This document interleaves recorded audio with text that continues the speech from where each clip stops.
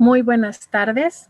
Bienvenidos todos a la charla La Bella Réplica, la ficción como respuesta disruptiva al silencio. Esta charla será impartida por la maestra Erika Rivera del Campus Estado de México. Esta charla pertenece al programa Escribe desde casa, el cual es una iniciativa de la Escuela de Humanidades y Educación en colaboración con el Centro de Escritura del Tecnológico de Monterrey para acercar a la comunidad académica y al público general temas de interés relacionados con la escritura. Esta es una actividad académica que está siendo transmitida en vivo a través del canal de YouTube de la escuela. Les pedimos enfocar sus comentarios e intervenciones en el tema de la charla a fin de enriquecer la visión del público general. Bienvenidos todos. Maestra Erika, muchas gracias. Somos todo oídos. Bienvenida. Muchas gracias, Marta. Muchas gracias también al Centro de Escritura por la oportunidad de conversar un poco sobre qué es la ficción. La ficción existe porque la realidad no es suficiente, decía Del Paso. Y efectivamente la ficción existe porque la realidad es demasiado pequeña.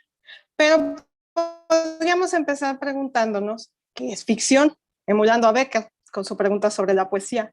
De acuerdo a la Real Academia de la Lengua, ficción se define como la invención o una cosa fingida, una pieza o una obra literaria o cinematográfica, generalmente narrativa, que tratan de sucesos o personas imaginarias. Es decir, la ficción trata de aquellas cosas de la imaginación. Por decirlo así, en palabras simples, trata de las cosas inventadas, los mundos y las cosas inventadas.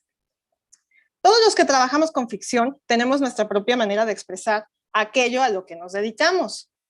A mí me gusta más la idea de Rosa Morel que la de la RAE, la verdad. Rosa Morel, en su libro La loca de la casa, nos decía que la ficción, y en especial la novela, trata de bucear en su subconsciente, trata de buscar en lo más profundo de nosotros mismos. Se trata de ir a lo más hondo de ese subconsciente y luego volver, emerger de nuestra propia alma, trayendo esos pedacitos de polvo de hadas que se pegan a los dedos, esos pedacitos pequeñitos que se traen, volcarlos en una página en blanco y así enlazar nuestro ser con la conciencia de lo que es la humanidad. Porque al final, ¿de qué se trata escribir? Se trata de nosotros mismos y de la humanidad. Todos somos uno al final. Nuestros miedos, piénsenlo. ¿A qué tenemos miedo? A la incertidumbre, a la muerte, a la enfermedad. Tenemos los mismos miedos aquí, en China y en cualquier sitio.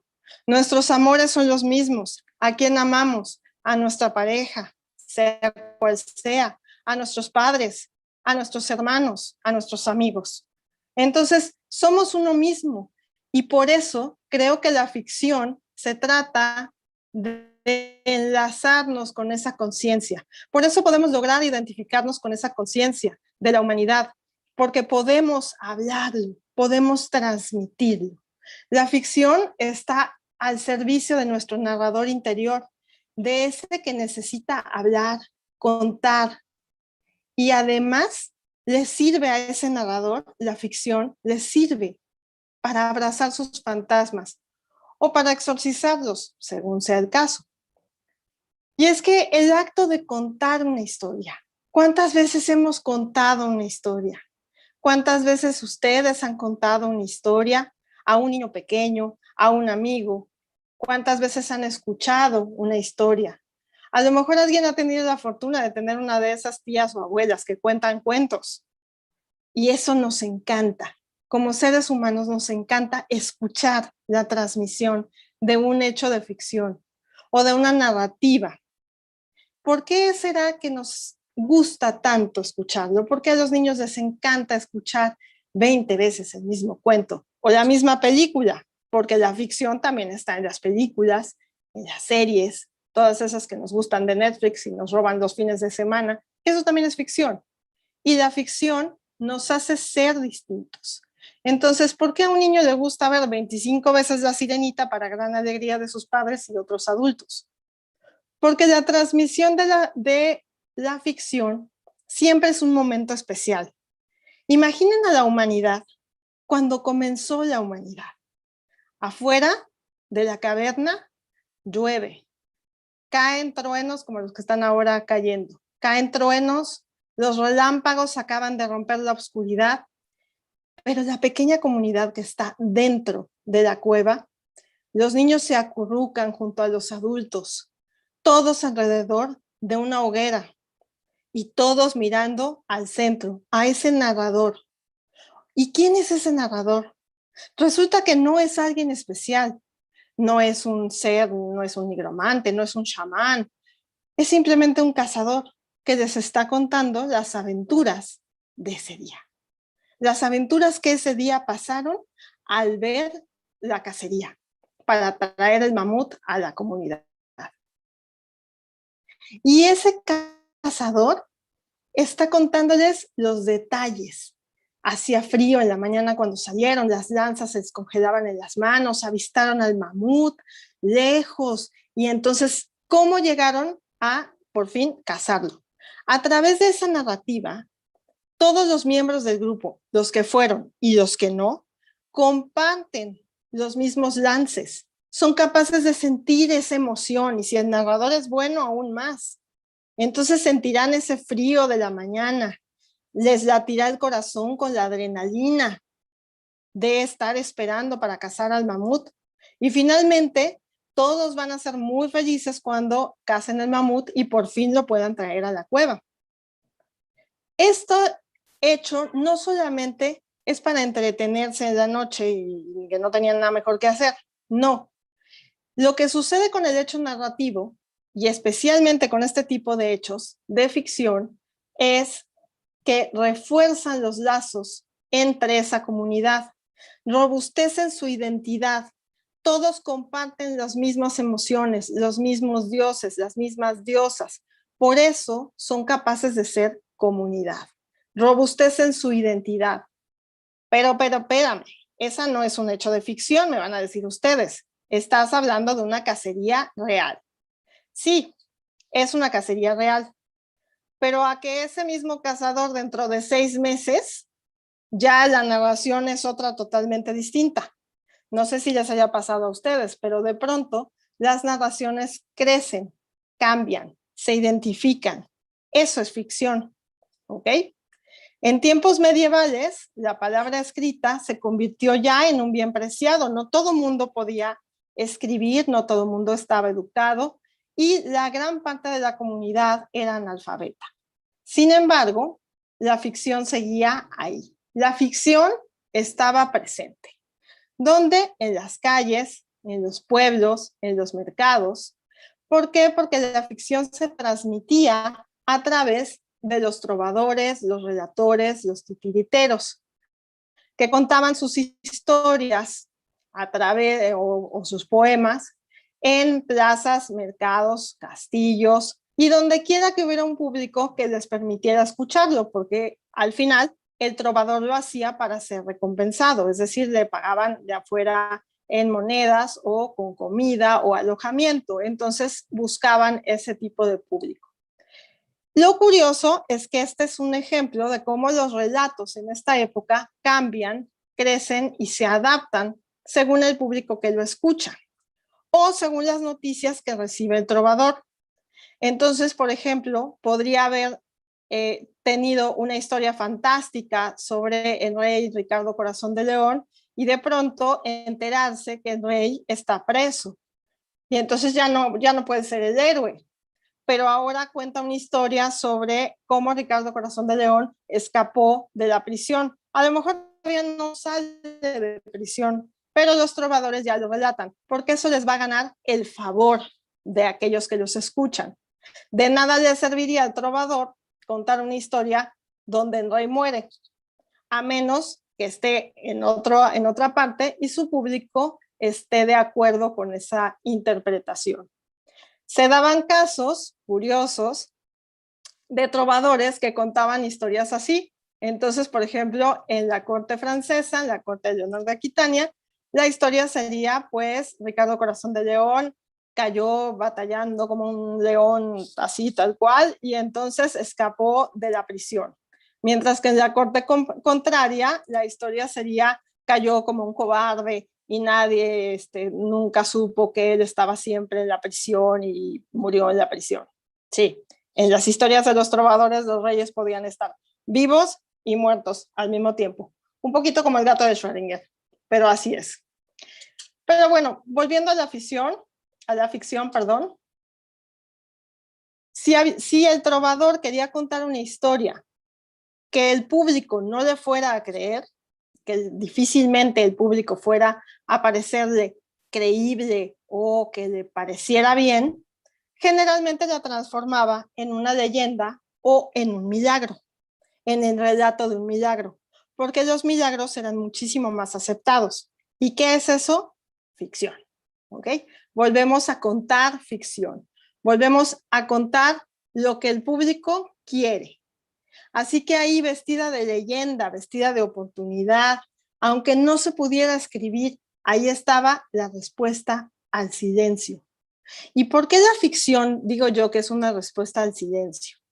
Porque ¿cuál es nuestra otra alternativa como seres humanos?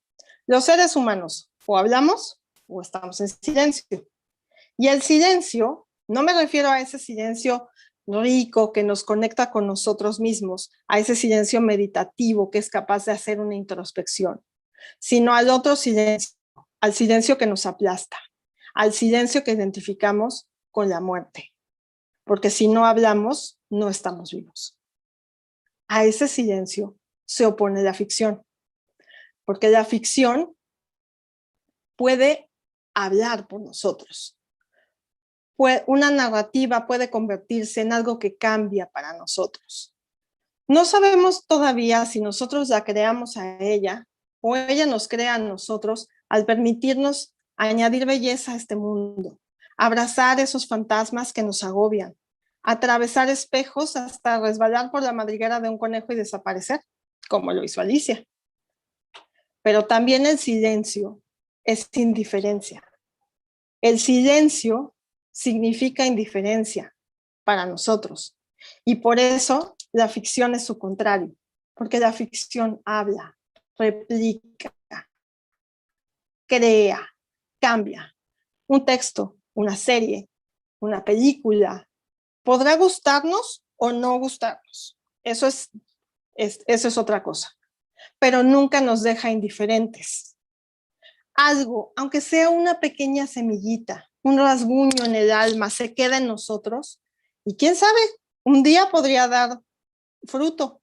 No hoy, ni mañana, ni pasado mañana, pero quizá mucho más adelante. Recordemos aquella película, aquel texto, aquella serie. Y ese pequeña arañazo en el alma que se quedó, dé un fruto. Entonces, la ficción es lo contrario a la indiferencia. Ella habla y entrega belleza al mundo. Y alguno me podría decir, pero vamos a ver, ¿qué belleza puede traer al mundo? Digamos una historia sobre crímenes espantosos y de esta gente destazada y muerta y demás. Bueno, creo que la belleza de la ficción, de la narrativa de ficción, aún en un caso como ese, que no tiene mucho de bello, está en conseguir arrastrar al lector hacia el centro de la narrativa. Ayudarnos a contar una historia que quizá de otra forma no querríamos escuchar. A lo mejor si salieran las noticias la apagaríamos sin más. Historias sobre la maldad, sobre la muerte, la enfermedad, la tragedia. Cosas que a veces no queremos escuchar y nos podríamos volver indiferentes a ellas. La ficción las vuelve a traer a nosotros. Las mete por la puerta de atrás y entran a nuestro universo. Y ahí la ficción nos permite entenderlas.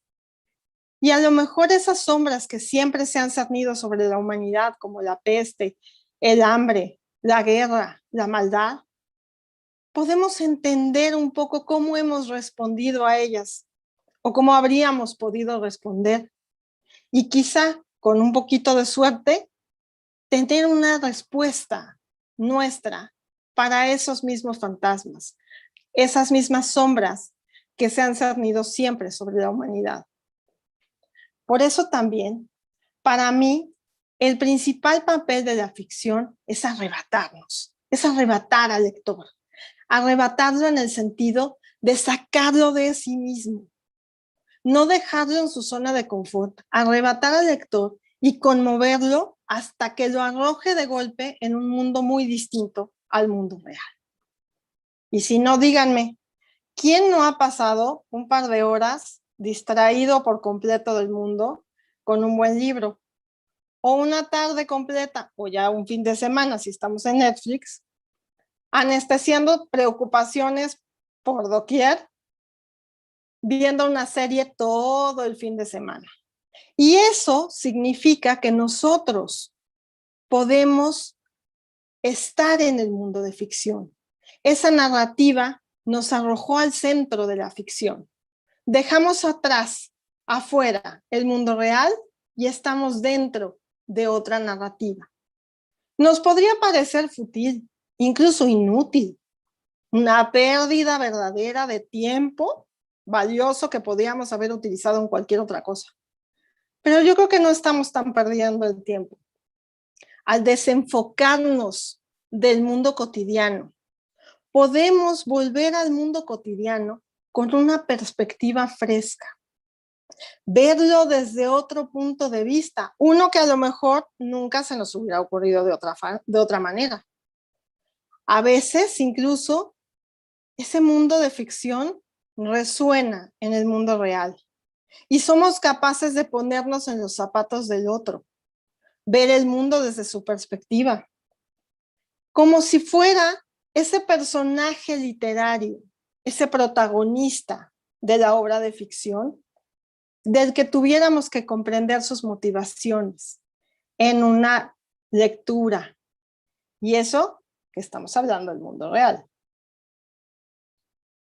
Puede que nosotros no nos demos cuenta, pero la ficción siempre responde a nuestras necesidades. Por eso, el mismo libro tiene un impacto diferente en ti que en mí.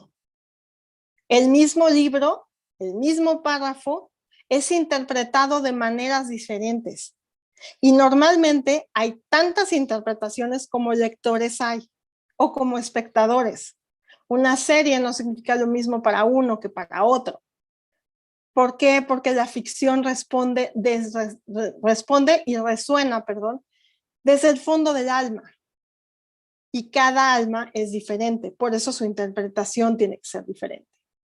La ficción nace del subconsciente y el subconsciente es mucho más inteligente que nuestro consciente. Por eso, cuando lo escuchamos, nos ofrece una interpretación diferente a la realidad, una respuesta que nos hace más valientes. No por la respuesta en sí, porque la respuesta a lo mejor es inválida o puede variar. Nos hace más valientes por haber tenido el coraje de asomarnos a esa encrucijada, de atravesar el espejo, de ver más allá de nuestra propia realidad, más allá de nuestros propios limitantes.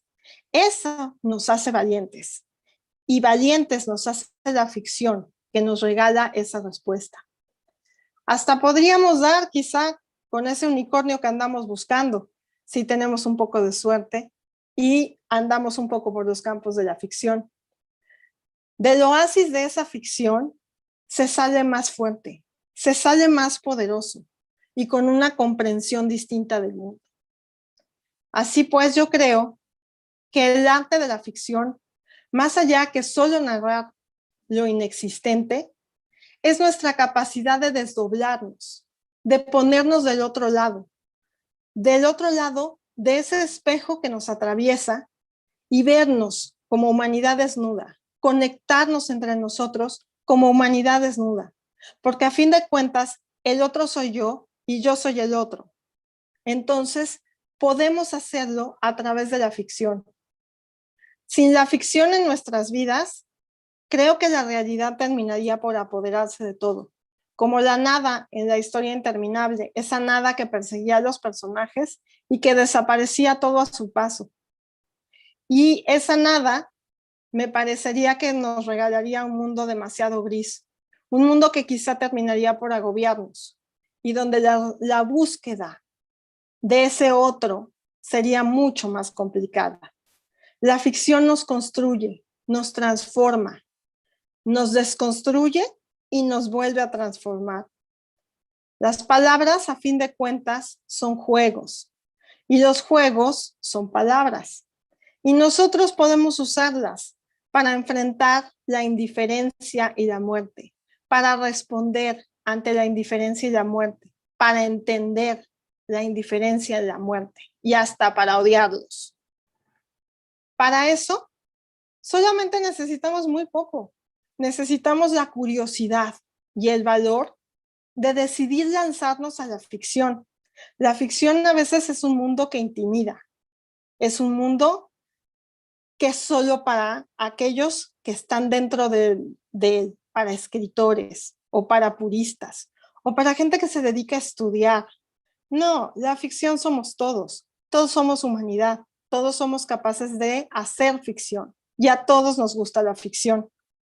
¿Quién no ha contado una historia maravillosa para explicar por qué llegó tarde? Eso es ficción. Y la estamos haciendo. ¿Y quién no se ha perdido en un buen libro? Eso es ficción. Y la estamos haciendo. Nuestra alma es capaz de responder a la ficción. La pregunta es, ¿tendremos verdaderamente ganas de hacerlo? Yo los animo a que sí lo hagan. Hagan ficción, lean ficción, escriban ficción. Es la mejor manera de conectarse con uno mismo y con los demás. Muchísimas gracias. Marta, muchas gracias por el tiempo.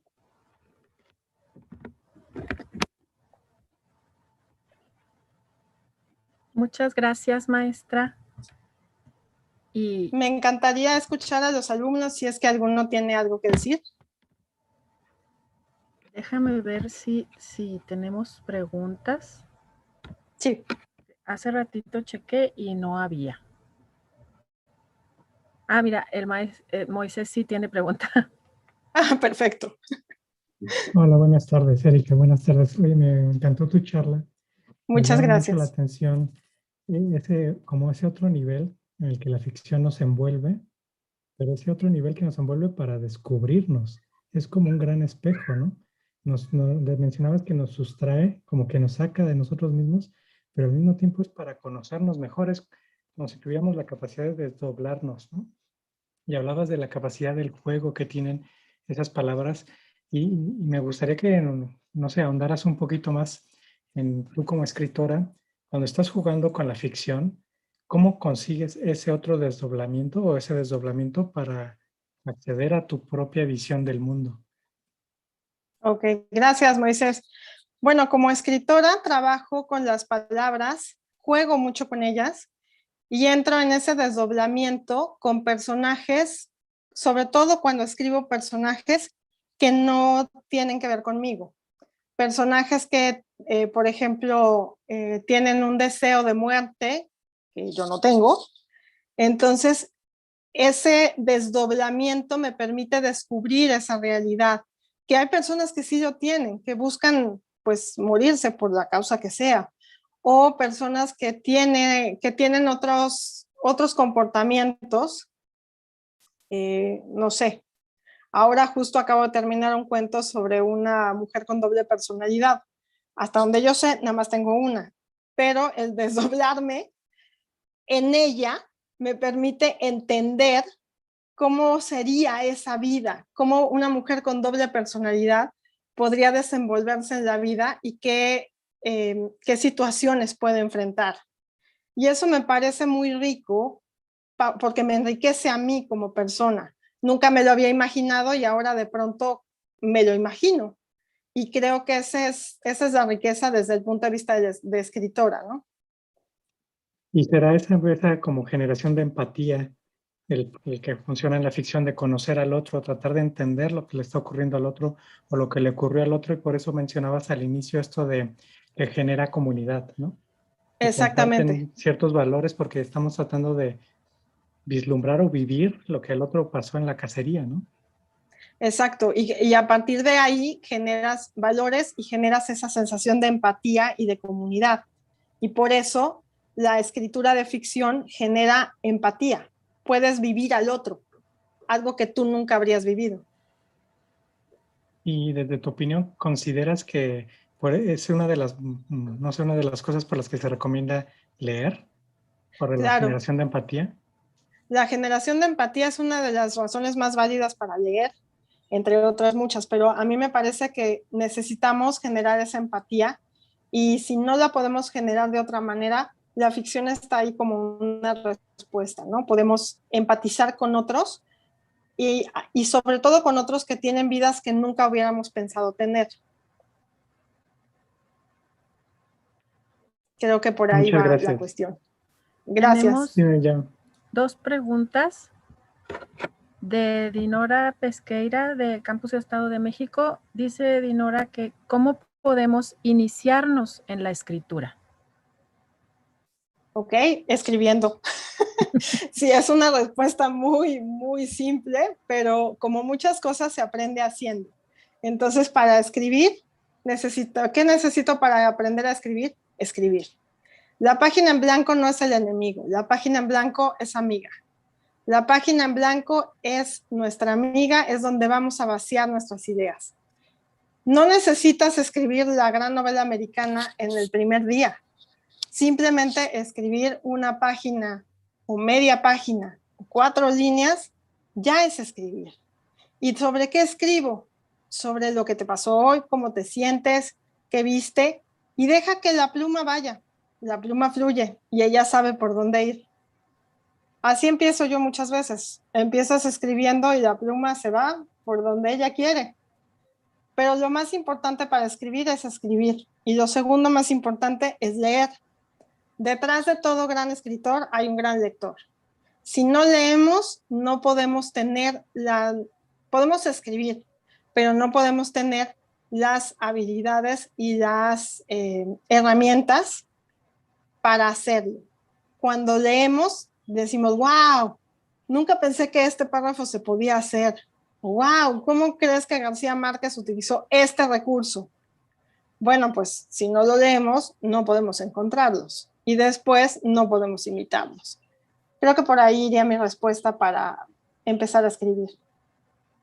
Y la segunda pregunta de Roberta, ¿cómo convencernos y convencer al otro de que la vía más rápida para llegar al corazón de otro es contarle una buena historia?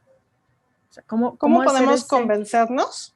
¿Cómo hacer como ese cambio de mentalidad, entiendo yo, de que es un buen camino para llegar al otro, contarle una historia? Yo creo que la mejor forma de convencernos a nosotros mismos es precisamente leyendo. Si leemos, podemos entender esa empatía que decía Moy, esa empatía, y podemos entender cómo se usan las historias para llegar al corazón de otros. Si no las leemos, no podemos entenderlo. Ya alguien más lo hizo. Todo ya está inventado desde los griegos. Entonces ya alguien más usó esas historias para convencer a otro o para llegar al corazón de otros. Entonces, creo que la mejor manera de hacerlo sería a través de la lectura. Muy bien. Muchas gracias, maestra. Creo que eran todas las preguntas. Ok. Y entonces nos resta nada más, a nombre del Centro de Escritura y de la Escuela de Humanidades y Educación, agradecer a la maestra Erika Rivera que nos haya invitado hoy a hacer consciente nuestra necesidad de ficción y a hacernos conscientes del bien que la ficción nos hace. Muchísimas gracias a ustedes. También agradecemos a quienes estuvieron con nosotros en la charla por medio de las redes sociales y los invitamos a que nos acompañen la próxima semana en otra edición de Escribe desde casa. Muchas gracias, maestra. Muchas gracias de verdad. Hasta luego. Hasta luego.